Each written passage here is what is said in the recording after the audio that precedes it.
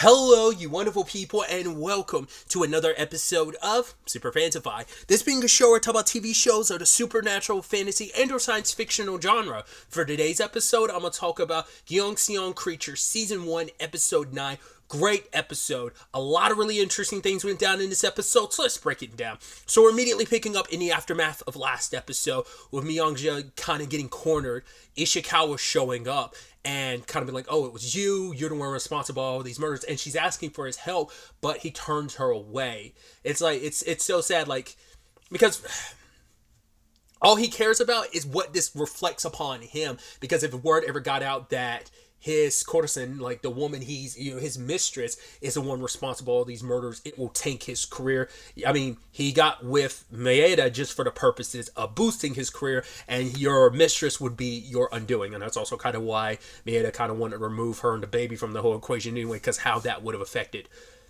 I don't know how much of an effect it would have had on Ishikawa, but it definitely would have had effects on Maeda and her family name and everything, so.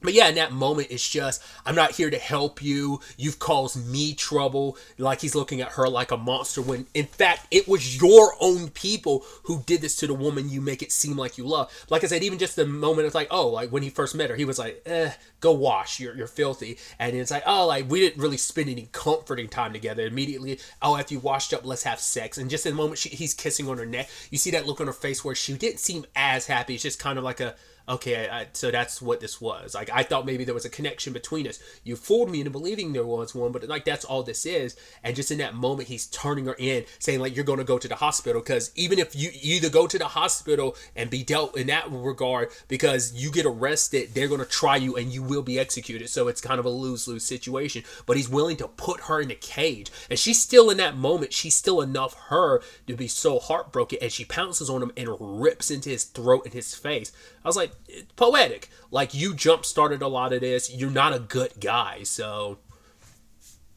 once again, it's not even about her. It's all about you, you know? It's always been about you. It's never been about her. It's about what you wanted, and now what you wanted ended up backfiring and could end up being the thing that destroyed you. So that's what he's doing this.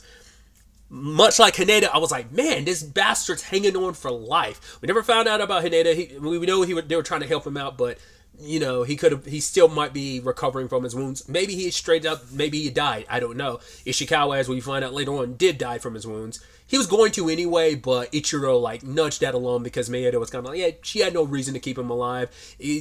Because if him keeping him alive would have been an issue, so it's like, right, let's kind of like cover this all up. He died because if the truth got out there, like, oh, a Joseon woman that was his, mistress ended up being the one that not only killed him, but also all these other people. It's like, right, we just make it so that it's some crazy Korean woman did it. That's how some low-level Korean woman did. That's how they ended up spinning the story later. But yeah, they ended up taking Myungja and they ended up shipping her back to the hospital. Because I was like, right, she is enough, like she's transformed enough where it's like those bullets aren't going to kill her. I was like, but it probably would be a mercy for her to die that way. Because we also have no idea what's going to happen to the baby considering what's happened to her. Like, who knows? I mean, you'd assume because the baby is feeding off of her for nutrients, what's happening to her with the nausea must be affecting the baby as well. So that might play out into a future story point, we'll see. But yeah, her locked up in the cage, and I was thinking, like I said, that it would have been a mercy for her to die in that moment, because the moment she goes back to the hospital, they're going to give her that anthrax serum and they're going to make her into another Cheok's mom situation. So, but yeah, Ishikawa's been removed from the board, and it's like, yeah, I'm not going to shed a tear for him. You got what you deserved. He was making that whole point of like, how could I, have that baby or have that baby kind of be associated with me after all you've done, yada, yada, so on and so forth. And so Lady Maeda has to kind of play the role of the grieving wife. I think it's more so like because she has to keep up appearances, but it is just the whole thing of she built her life in a certain way, and now it's like, well, Ishikawa was just a means to an end once again to get her here, to be able to get here. But I think it's also like it puts you under more scrutiny, puts your family under more scrutiny, all his machinations and all like his debauchery. So I think she's probably feeling a little bit of that, but also once again she's got to stay in the sad grieving wife mode, even though she doesn't care. Once again, she kind of gave Ichiro the like wink wink nudge nudge. She is interestingly enough, like when we opened with her, she was talking to Kato. Like we were picking up with that conversation she was having with Kato last episode, and what I thought was initially going to happen happens in this moment. Because my thought previously, I was like, oh, like she was going to get rid of Ichiro, and I was like, oh, the last person you want in control of this place is Kato, and she actually gives the place to Kato this time. I was like, okay, so it didn't happen when I thought it was going to happen, because she was in the process of basically firing Ichiro in episode 7, so it didn't come up in episode 8, but we catch up with it now, and she's like, yeah, how would you like to run this place? Because she wants to be able to have Cheok's mom under her control. It's like, I want you to keep doing what you're doing, whatever amount of funding, whatever it takes, just continue your research and make it what it is. Because he actually explained a little bit about the creation process. It's like, it was complete another accident. I guess they experimented on people, and I don't know if those are like the Najin people who were maybe already infected with the thing, or maybe they found it or testing it out on people, but it's like, right, we need to get rid of these test subjects and see, maybe it was like, right, they have a little bit of healing factor, or whether it was just whatever the case may be, it led to the anthrax situation, and that's when they found out about that combination of the Najin and the anthrax and what it can kind of create. Once again, it was just an accident. He even made the comparison to penicillin being made. It's like, oh, like it was a mold in a petri dish that led to penicillin being made, so he's equating the same thing, because he's like, oh yeah, this could be the evolution of humans, and Maeda's like, oh, you mean because of the healing factor? He's like, yeah, sure, but so much more. So, because he sees Cheok's mom as beautiful, a great creature, whereas others would just see a monster. But she's looking at it from like, right, the healing factor and what that could do for humanity. But he's looking at it from like, I don't even think he's looking at it from a warfare perspective like some people would be. I mean, that's what Ichiro was coming at it from like the warfare perspective. That's what this was all about, like weaponizing stuff for the war. But, which is still going, once again, still ongoing at the time of all this is happening here in Korea. But Kato is just, playing Frankenstein, as I've described him before. He's just straight up playing Frankenstein here, being able to kind of create, just be like, yeah, he just wants to be in his like God bag of like, oh, look what I've created, what I've been able to do for humanity. I made us powerful, stronger, and something much more beautiful, yada yada, so on and so forth. Mad scientist dribble, But because of what happened to Myungja, it's like, I guess now Jang, I don't know how much was actually explained to Miss Gu about what's actually going on at that hospital. I'm not Miss Gu, Miss Nawal, about everything that was going on at the hospital. But she's talking to Mori because he's alive. They kind of patch him up, and it's like, hey, like, can't you do anything? It's like, yeah, I mean, he's like, there's not much even Ishikawa in his position could do. Like, he doesn't really have much say in all of this, and Mori has even less power. He's just like a low-ranking officer. He can't really do much in this regard, so he doesn't really have the power to stop what's going on. But Jang is kind of saying they have to do something about it, And Mr. Wall's like, I hope you're not like planning on going back to the hospital, because there's no way I'm going to let you do that. But it's like, we got to stop them, because it's like, if we don't do something, eventually, like, we can't just like turn a blind eye anymore, because he's like, what I witnessed in their atrocities, they have to pay for what they've done, but eventually they're going to like make it so that this goes away, and it does, because they're like, there's been no talks about what happened to Ichiro nor about Myungjae. Like, they're not really mentioning it until they were able to set the record straight.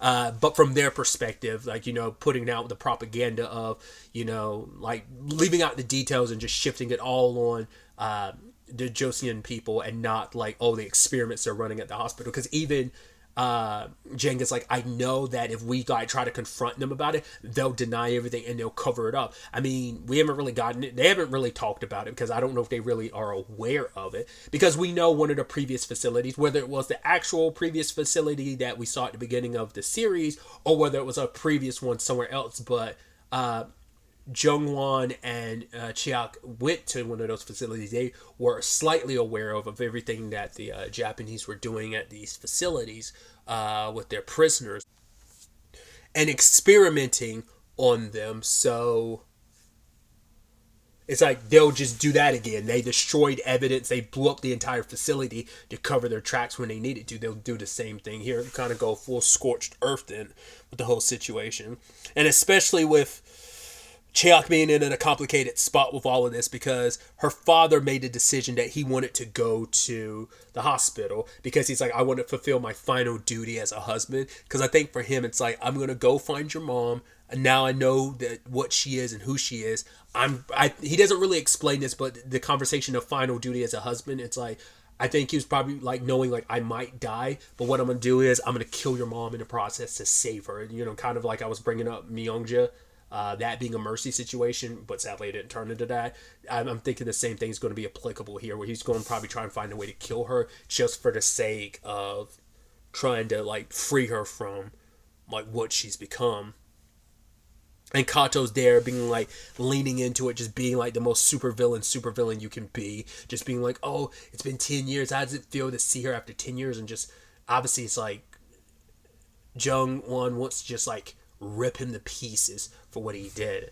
How could you do this to her? And it's just like seeing what she's become, what she was turned into, what she was put through.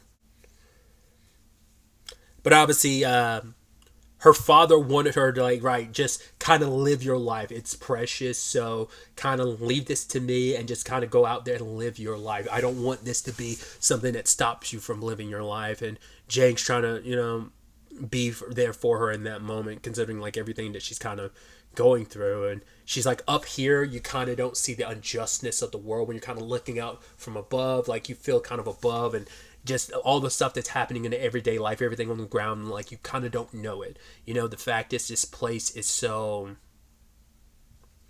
messed up and how everything's messed up, and he ends up showing off some of the stuff that he has gotten over the years. He's like stuff that people pawned off and just haven't come back for because either they just weren't able to or they actually can't in some cases. Because he was like, oh yeah, this teacher had given up something in particular. I think it was a very specific code, but it's like he never came to reclaim it because it was basically he needed it to fund and get some money so that his students could have snacks, but he couldn't come back. So it kind of implied like the guy had died before he could come back and get it under whatever the circumstances were.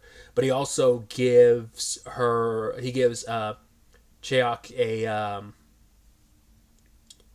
a bracelet that's got an opal in it. I forgot where he said he got it from. I don't know if it was something like Miss Noel related or what. I forgot the circumstances around, but he's like, it's meant to bring you luck. And so he's got to be like, yeah, it's going to be okay. You're going to, I've got so much here and I'll show you it someday, like, at a later point in time. And for her, she talks to him about making this promise of, if anything ever happens to either one of us, the other one that survives has to remember the other one, because she's afraid of being in that situation where like your entire existence is wiped away. Like, look at her mom's situation. Everything that she is and who she is gone. The only people who are able to carry that torch on, like, who her mom was, is her and her dad. It is that sad thing of, people, there's dual sides to it, like being forgotten and having your existence erased. Once again, that's kind of what the Japanese are doing in this regard to anyone in this country. But, for her, it's like the greatest tragedy could be just completely forgotten. So we have to, like, the other person has to live on remembering that person. As long as you remember a person, you keep them alive. You prove that they existed, that they were alive, and that they mattered. But Jang is like, no, it's going to be okay. Like, I'm sorry, I'm not going to like make that promise, because it's going to be okay. We're going to find our way to the other side of it. We just don't know how yet, but we will. And they hug and eventually kiss. And it's like, it's a very beautiful, powerful, and vulnerable moment they have together. But like, I'd already know, because she made such a point of looking at the guns, that we do see later on one of them's gone, and when everyone leaves, it's just Bimio and her in the golden treasure, and she looks at the gun. I'm like, what's she going to do with it? And later on she goes after Ichiro, because I think for her, she knew she wouldn't be able to easily get to Kato. She can at least get to Ichiro, and yes, he's just as responsible for everything. It's mainly Kato's situation, but it's like, I at least want one of the people involved in all this, like one of the head people behind this, dead. So at least if he's dead, then it gives her some semblance of easing everything, what she's going through, what her mom went through, what her dad's going through. So ended up in broad daylight killing Ichiro, because it's like, doesn't matter what happens to me afterwards. Jang, on the other hand, is working with was it Jun Taek, his buddy who's part of like this Korea resistance. And once again, the news about Ichiro that was kind of being spun, that it's like Jang knows it's like, right, if they're not going to take it out on innocent civilians, they're going to take it out on us. It's like, what do you mean? It's like, well, we know too much. We are something to be worried about because we know too much about what's going on in that hospital and everything. So they're going to come for us at some point in time, or like make us public enemy number one, try to paint us in a certain light and certain narrative. And so Jang meets up with Taek's like other associates, and he wants to dynamite.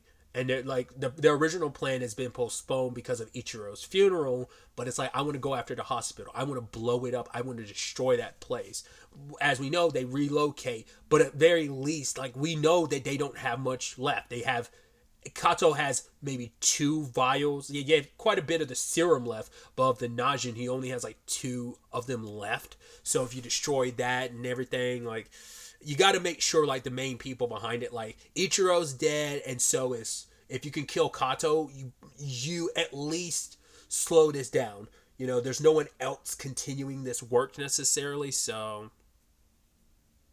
Because initially the leadership, the people that they were meeting with, didn't want to listen to Jang, because they're like, oh, you're not actually here to help us. You just want to take our bombs for your own reason. But it's like, no, this is for all of us. That place has to go. It needs to be destroyed, because that is like the biggest blow you can deal. As long as that hospital continues to be around, there will be more people taken. There will be more people experimented on. There will be more tragedies that befalls that place. But that's around the time Jang finds out about Cheok, because at the funeral she gets grabbed up by someone. I was like, that's interesting, because I was like, didn't seem like the police, because they would have probably arrested her then and there. So I'm like, what's going on? And even more, he was like, yeah, they're still looking all over the place for her. So I was like, it had to be like Maeda, right? And lo and behold, she has a little place for. We see someone, I don't know who it is, but we see someone kind of chained up and like bloodied, like they were tortured. I have no idea if that's someone we're supposed to know, that maybe we've met and I just didn't realize it.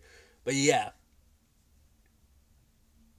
it's like she's vindictive against specifically Cheok, because once again, like, they hinted to it in the first episode, and that's why. And when Jang said, was like, oh, there's nothing going on between us, I actually did believe him. But then it wasn't until Ishikawa threw it in her face last episode about Jang and Cheok that I was like, oh, so. Cause I still couldn't understand her motives for taking care of Jang. It's like, she legitimately likes and cares for him. I think she might even be in love with him, you know? I mean, but to be fair, it's like, look at how Ishikawa ran things with, like, Myeongja. Like, I think it might be in the same par for, like, how Maeda, for whatever reason, feels about Jang. So that's why she has been so protective of him, but also trying to remove anything in the path, because it's like, oh, you're the one that changed him so much. I liked Jang being the way he was, because I think in her mind, Jang being the way he was like, oh, he kept to himself, he did whatever he needed to survive. I think Maeda found it comforting knowing like there was someone else out there, kind of like she found the kinship to him in that regard. I think it's moments like that makes me go back to what I'd said previously, where I felt like I said in a previous episode about Myeongja, I felt like she was more so like a plaything to Ishikawa. I feel like that's replicated here with Jang and Lady Maeda. It feels like she's just using him because he's a fun plaything, and she wants him to stay the same. She doesn't want him to change. It's like, no, go back to the way you were before all of this. Pretend like none of it happened. But it's like, he's not. The genie's out of the bottle now. I've seen what your people are capable, what you are capable of, because you co-sign everything that goes down in that hospital. You've, in fact, doubled down since you've learned all the truth about it, you know? So you're just as despicable as everyone in that hospital. Because all the while this is happening, we also find out the Mr. Shiro we kept hearing about. I was like, is that supposed to be someone we know? It's Bimio. He was secretly working with Maeda. I was like, that's interesting, because he's the one person at Golden Treasure we never really got to know too much about. We got a little bit to him in the first episode, kind of like, oh, he's constantly kind of skimming off the top. That's all. But now I think that in itself lends to a little bit more of his character and understanding him in this episode. But yeah, because the police had raided the place looking for Cheok, but that was also the thing of why wasn't the police going down harder? Like, they're not busting heads, they're not doing anything, they're being quiet, they're not even talking about Ichiro's death. It's because Lady Maeda kind of shut a lot of that stuff down, because she, once again, power and position that she's in, and the family lineage she comes from, she gets a lot of sway over like people listening to her. So she kind of put the kibosh on this, as she explains later on. It's because she did it for Jang's sake. It's like, do you realize, like, you're an associate of hers, of Cheok, so of course everyone would be breathing down your neck, but no one is right now because of me. I'm protecting you like I've always done, and it almost seems like you don't appreciate what I do for you. Once again, Lady seems super psychotic when she has like those that conversation she's having with Jang. But either way, Bimo has been selling out the squad. He's like, I told you where, because like, he was there when she left. So I was like, did she sneak out? Like, Bimo seemed like he was so okay with it. So I don't know if he... No, because they were already kind of waiting for her the moment she killed Ichiro to like snatch her up. So he probably let them know as she left. He probably found out before she left, and he's like, okay, I won't stop you. But then he went to sell her out. But it's like he's trying to get to Japan. I'm like, why are you specifically Tokyo too? I'm like, what are you trying to do there? But Gapyeong, who was still there, woke up because of all the ruckus at the shop, and he woke up and heard later on when Bimio was talking to not even Maeda directly, it was like her servant. And it's like, right, just give me the money you owe me. No one, like, they weren't supposed to, like, we were supposed to be left alone. I gave you this information here and there throughout the season, but, like, you were supposed to just leave it. Like, none of it was ever supposed to come down to us. So that's why after the cops bust up Golden Treasure, they just disappear. It's because of Maeda, like, pulling those strings. And the whole situation obviously pissed Gapyeong off to the point, like, later on, him and Miss Noir are talking. She's like, oh, where is he? And he's like, don't worry about it. He's never coming back. And that kind of leads to an interesting dynamic, considering like what ends up kind of unfurling later on in the episode. But after their conversation, you know, Maeda and Jang, she's telling him like, right, forget about her. She's dead. To be fair, it's kind of clear where she is, because she said the exact same thing about Myeongja of like, oh yeah, like you can't get to her now. Never said she was dead, but you knew she was lying, because it's like, well, she's a means to an end, you know, there's some relationship. Like you want to make her suffering, you want to, hey, here's a test step for you. It also allows me to like feel even better about your undoing. I don't remember if it was this episode or last episode. We did see this picture of her and a woman. I'm pretty sure the woman that was in the picture was Cheok's mom.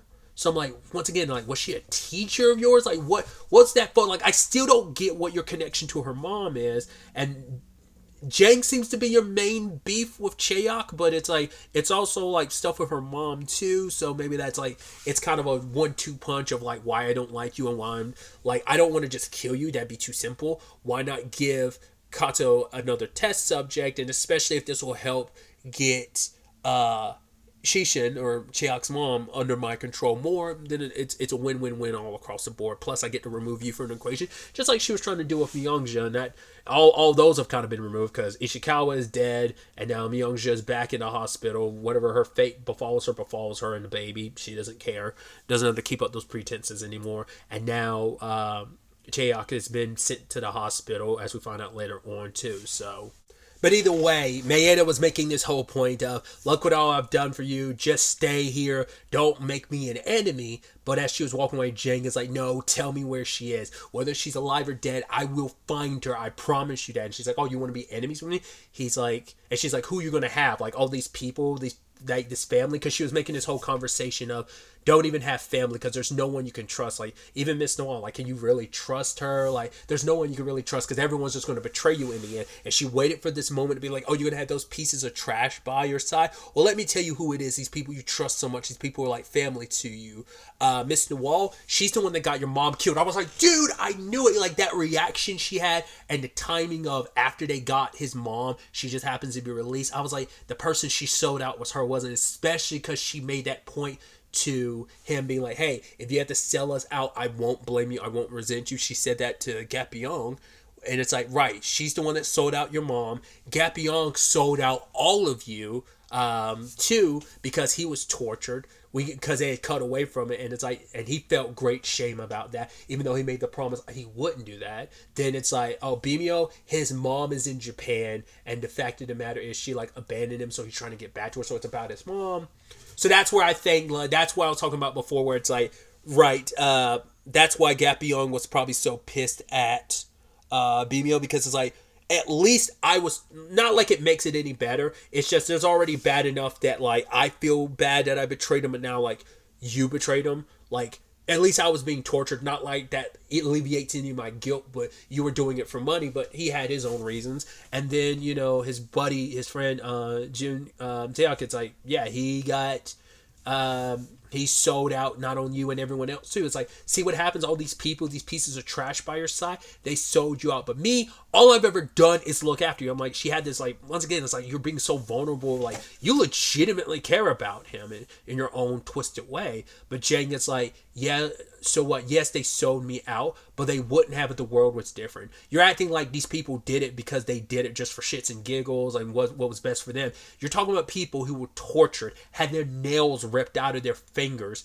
The fact of the matter is, in torture and hurt and put in these situations, like, don't equate that, If the situations weren't what they were, these people wouldn't have sold me out. These people were put through terrible things. If the world was different, none of that would have happened. So I know they were put under extreme circumstances, He's seen firsthand what happened to Mr. Wall like all those years ago. He saw her wounds. He saw Gapyeong's wounds firsthand too, and there's a difference between viewing it as a child, and he could probably look back on it, versus seeing this on Gapyeong as now that he's older and is a full-grown adult.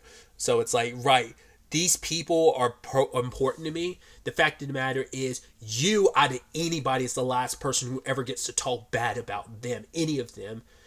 Because these are people who, yes, they've had to sell out their friends, but they had to live with a crushing pride and shame and guilt over it. But they've done what they can just to survive, which he's done. He's done for so long. It's just, I've done what I've needed to do to survive. And we all did that just to get by. And there's pride in that. Like, it says shame and guilt, but it's also just trying to get by because of people like you and your people coming here and like stomping on us and stomping on our pride.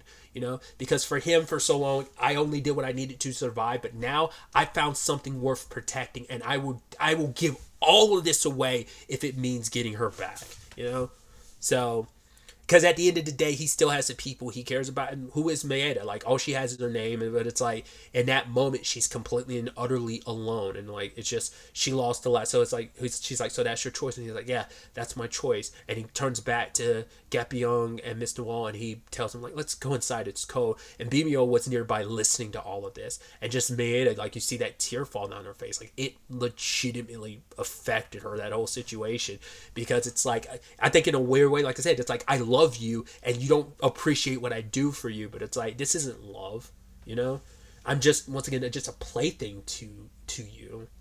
And so in that moment, Jang like falls down, and he like almost like buckles from the weight of everything. He's like, what did I just do? What did I say out there? She's like, you were true to yourself. You said what you needed to say and what you felt. And Gapyeong is like, I will go out there. I will find any and everything about where Cheok is, and, before I die and walks away, because it's like, I owe it to you. You're forgiving me. You keeping me around despite everything.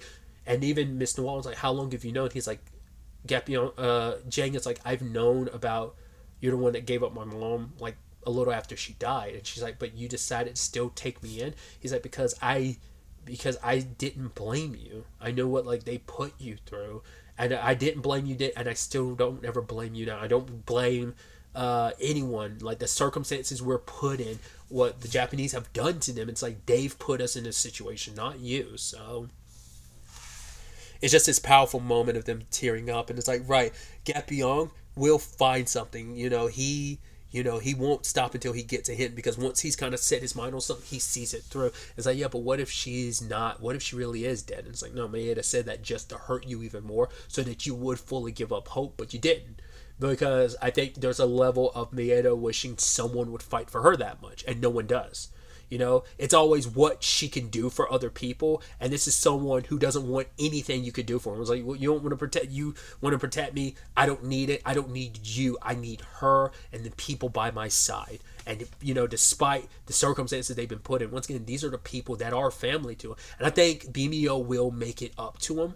Because even Mori wants to help out too, wishing he could do more, but even Jang is like, no, like, you've done enough, like, you might want to avoid being around me because my circumstances are going to draw a lot of attention to you. It's pretty volatile. But he's the one that's like, oh, there's an invisible hand behind a lot of this stuff, and that invisible hand is Maeda.